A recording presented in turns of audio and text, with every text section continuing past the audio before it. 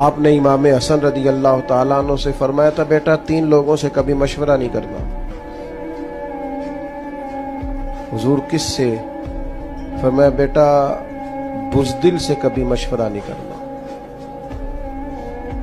इसलिए कि जो बंदा बुज़दिल है तुम्हें कभी बहादुरी का सबक नहीं दे सकता। और दूसरा आपने इरशाद फरमाया था कि बेटा बखील से कभी मशवरा नहीं करना, बखील से कभी मशवरा, कंजूस है ना, फरमाया उससे कभी मशवरा ना करना, इसलिए कि जिसका दिल बड़ा नहीं ना होता उसका दिमाग कैसे बड़ा हो सकता है।